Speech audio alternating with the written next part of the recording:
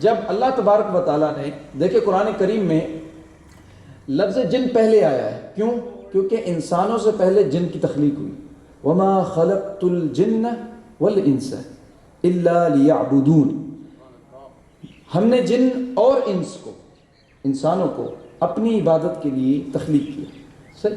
تو جن پہلے آئے. تو جنات میں جب وہ یہاں تھے تو اللہ تبارک و تعالیٰ نے انہیں سمجھانے کے لیے ان کے اندر انہی کی جنات کی ہی تخلیق جو آگ سے بنے ہوئے، اللہ تبارک و تعالیٰ نے وہ پیغام لینے والے ان کے پیغمبر بھیجے کہ تم سمجھو.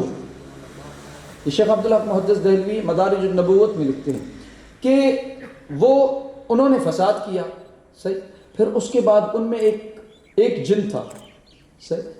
اس کا نام ابلیس تھا.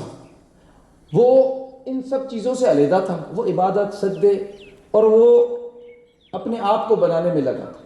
جب وہ اللہ تبارک و تعالیٰ کی اس پہ توجہ تھی، اسے سلیکٹ کیا، وہ اوپر آیا. جب پہلے آسمان پہ آیا تو اسے لقب ولی ملا.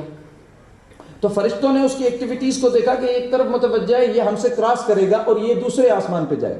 دوسرے پہ گیا، اس کو زاہد کا لقب ملا.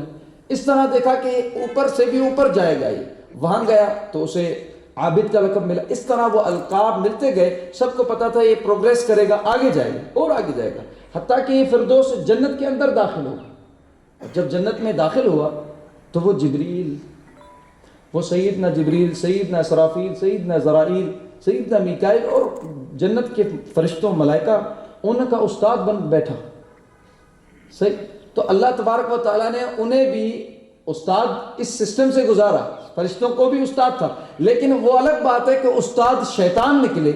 بندہ استادوں کے پیچھے رہتا ہے، پر بعض اوقات وہ استاد شیطان ہوتے ہیں. پھر اللہ تبارک و تعالیٰ نے ایک شیطان استاد دکھایا.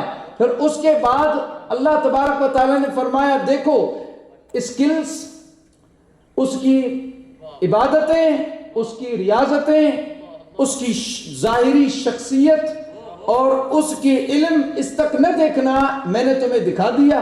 اب میں ایک اور استاد پیدا کرنے لگا ہوں جس کا نام آدم ہے. سبحان اللہ.